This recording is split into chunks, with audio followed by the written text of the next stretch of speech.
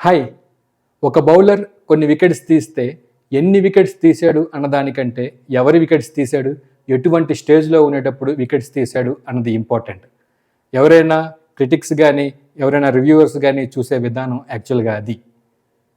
ఈ మ్యాచ్లో కులదీప్ యాదవ్ అందుకే అంత క్రూషియల్.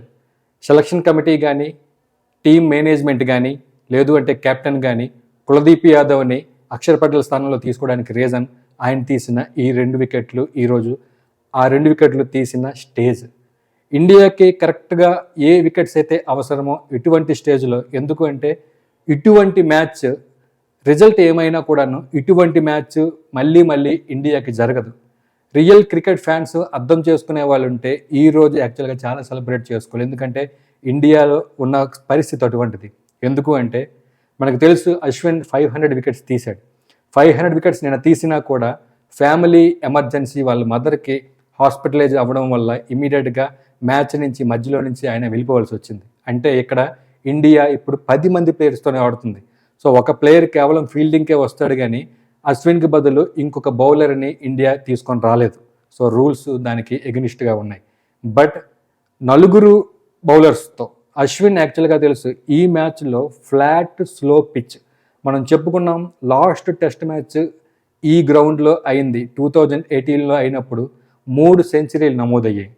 3 సెంచరీలు నమోదయ్యాయి అంటే దాని అర్థం ఏంటి అంటే ఇది ఫుల్గా బ్యాటర్స్కి అనుకూలించమైన pitch. Slow wicket, flat wicket fast బౌలర్స్కి అనుకూలించదు. సో అటువంటప్పుడు ఎవరైతే స్పిన్నర్స్కి ఎక్కువగా అనుకూలిస్తుందో అటువంటి టైంలో అశ్విన్ లేకపోవడం, అయినా కూడా ఉన్న 4 బౌలర్స్లో, ఎందుకంటే బుమ్రాకి వికెట్స్ చూడండి పెద్దగా రాలేదు, సిరాజ్ ఉన్నాడు, వీళ్ళు ఫ్లాట్ పిచ్లో స్లో పిచ్లో వికెట్స్ తీయడం, పర్టికులర్గా సిరాజ్ ఈరోజు తీసిన 4 వికెట్స్. ఎందుకు సిరాజ్ అంత స్పెషల్ అంటే మనకి తెలుసు ముఖేష్ ఎవరైతే సెకండ్ మ్యాచ్లో అవకాశం ఇచ్చారో ఆయన పెద్దగా పెర్ఫామ్ చేయలేదు. సిరాజ్ని పక్కన పెట్టి ముఖేష్కి అవకాశం ఇచ్చారు. ఇప్పుడు మళ్ళీ ముఖేష్ పెర్ఫామ్ చేయలేదు. మోర్ దెన్ 6 రన్ ఎకానమీతో ఆయన రన్స్ ఇచ్చాడు. స్పీడ్ లేదు, లెంత్ లేదు. సో దాంతో మళ్ళీ 3rd టెస్ట్ మ్యాచ్కి ముఖేష్ని పక్కన కూర్చోబెట్టి సిరాజ్ని తీసుకొచ్చాడు. యాక్చువల్గా ఎల్బీడ్ కానీ లేకపోతే బౌల్డ్ కానీ ఈ మ్యాచ్లో అంత ఈజీగా జరగవు. ఎందుకంటే ఫాస్ట్ బౌలింగ్ అనుకూలించమైన పిచ్ కాదు. బట్ సిరాజ్ తాలూకా స్ట్రాటజీ, ఆయన వేసే యార్కర్స్ కానీ, ఎందుకంటే యార్కర్స్ రూపంలో ఎల్బీ రూపంలో యార్కర్స్ రూపంలో 2 బౌల్డ్ అయ్యాయి, ఎల్బీ అవుట్ అయింది, 4 వికెట్లు తీసుకున్నాడు. సో 4 వికెట్లు తీసుకోవడం పర్టికులర్గా ఈ పిచ్ పైన ఇటువంటి స్టేజ్లో స్పిన్నర్స్కి అనుకూలించే స్పిన్నర్స్ ఉండే టీంలో కీ స్పిన్నర్ లేనప్పుడు 4 వికెట్స్ తీయడం అంటే చాలా great. At the same time England తరపు నుంచి చెప్పుకోవడానికి పెద్దగా ఏం లేదు. ఎందుకంటే ఈ మ్యాచ్ గురించి మాట్లాడితే పర్టికులర్గా 3rd టెస్ట్లో 3rd డే గురించి మాట్లాడితే ఇండియాకి ఫుల్ మార్క్స్, ఇంగ్లాండ్కి నిల్ మార్క్స్ అని ఇవ్వాలి. ఎందుకంటే వాళ్ళు 207తో 3rd డే వాళ్ళు బ్యాటింగ్ స్టార్ట్ చేశారు. పిచ్ ఏమీ మారిపోలేదు. యాక్చువల్గా 3rd డే 4th డే పిచ్లు యాక్చువల్గా మారుతాయి. బట్ స్టిల్ బ్యాటింగ్కి అనుకూలించే పిచ్. అటువంటి స్టేజ్లో 2207 వాళ్ళకి 2 వికెట్స్ ఉండేటప్పటికి దానికి అడిషనల్గా 319కి వాళ్ళు ఆల్అవుట్ అవడం అంటే ఇంకొక 110 పరుగులకి 8 వికెట్లు కోల్పోవడం అంటే కంప్లీట్గా వాటి బ్యాటింగ్ ఫెయిల్యూర్. కీ ప్లేయర్స్ ఎవరు కూడా పెర్ఫామ్ చేయలేకపోవడం. జాయ్ రూట్ మనకి తెలుసు ఇంగ్లాండ్ తరపు నుంచి వన్డేలో కానీ టెస్టుల్లో కానీ అందరికంటే కూడా మోస్ట్ సక్సెస్ఫుల్ బ్యాట్స్మెన్. ఎందుకంటే ప్రతి సిరీస్లో కూడా ఆయన సెంచరీస్ యాక్చువల్గా చాలా ఎక్కువగా ఉంటాయి. ఈ టెస్ట్ సిరీస్లో ఆయన సెంచరీస్ కాదు, బిగ్ స్కోర్స్ ఏమీ లేవు. ఇంకా బ్యాడ్ లక్ యాక్చువల్గా ఏమిటి అంటే ఆయన ఆడే విధానం ఒక కంప్లీట్ ప్యూర్ బ్యాట్స్మెన్. ఎందుకంటే ప్యూర్ బ్యాట్స్మెన్ అన్న వాళ్ళు రిస్క్ షాట్స్ కానీ రివర్స్ స్వీప్స్ కానీ అటువంటి యాక్చువల్గా వెళ్ళరు. ఎందుకంటే 5 డేస్ మ్యాచ్లో ఇలాగ స్వీప్లో లేకపోతే రివర్స్ స్వీప్లో వాటి మీద 4 కోసమో 6 కోసమో వాళ్ళు ఆశపడరు. కంప్లీట్గా లాంగ్ పార్ట్నర్షిప్స్ వికెట్ తెచ్చుకోవాలి, లాంగ్ పార్ట్నర్షిప్స్ రన్ తెచ్చుకోవాలి అని ట్రై చేస్తారు. ఇటువంటి స్టేజ్లో ఈయన లాస్ట్ 14 ఇన్నింగ్స్లో 9 టైమ్స్ రివర్స్ స్వీప్లో అవుట్ అయ్యాడు. సో ఎక్కడో ఆయన కాన్సన్ట్రేషన్ దెబ్బతింటుంది. సో ఓవరాల్గా ఇంకెవరు కూడా పెర్ఫామ్ చేయలేదు. బట్ కులదీప్ యాదవ్ ఎందుకు స్పెషల్ అని చెప్పాము అంటే కులదీప్ యాదవ్ తీసిన 2 వికెట్లే, బట్ ఎటువంటి స్టేజ్లో వికెట్స్ తీశాడు. 150 ఆల్రెడీ క్రాస్ చేసిన డకెట్కి కులదీప్ యాదవ్ వేసిన బౌల్ ఆ టర్న్ ఎంత యాంగిల్ అంటే, ఎందుకంటే డకెట్ ఆల్రెడీ షాట్ కొట్టే ప్రీ మైండ్ సెట్తో ఆల్రెడీ ఉన్నాడు. ఆయనకి టర్న్ అర్థం కాలేదు, విపరీతమైన టర్న్. ఎందుకంటే Kuldeep Yadav leg spinner. So leg spinner ఆయన లెఫ్ట్ హ్యాండ్తో వేస్తాడు కాబట్టి మనకి ఆఫ్ స్పిన్ వస్తుంది ఎవరికి రైట్ హ్యాండ్ బ్యాట్స్మెన్కి.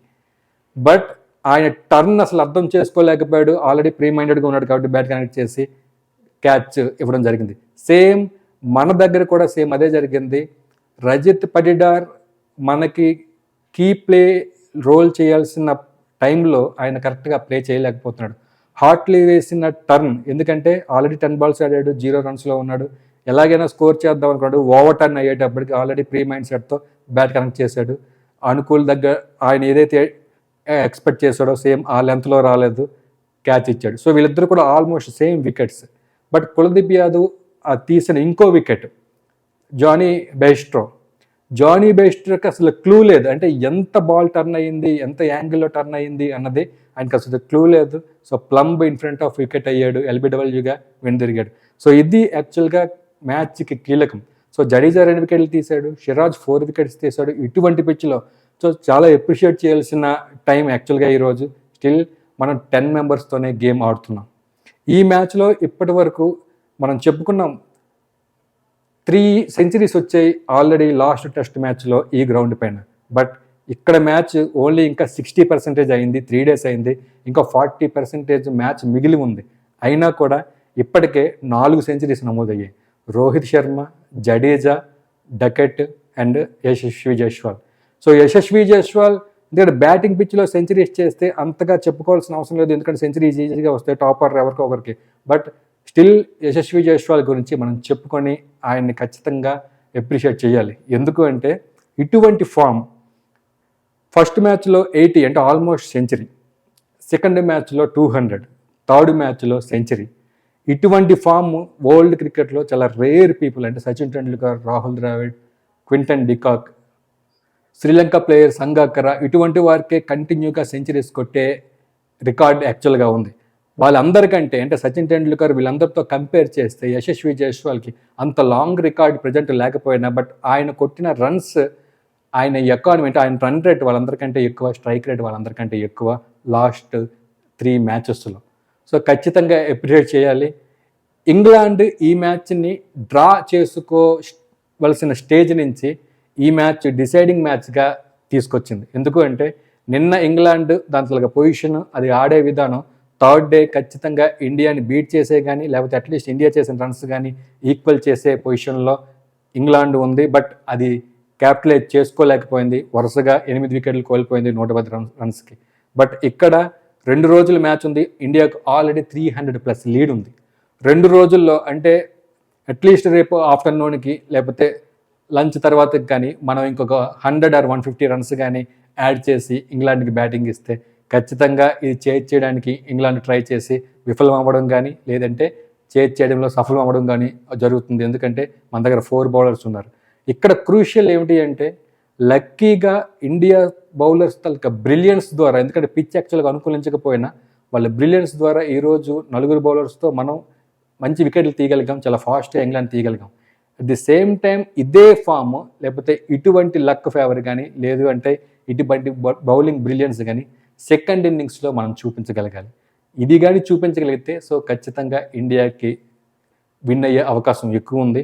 ఆల్రెడీ ఇప్పటివరకు అయిన మ్యాచ్ల్లో ఇండియాకి విన్ అవ్వడే పర్సంటేజ్ చాలా ఎక్కువ ఉంది.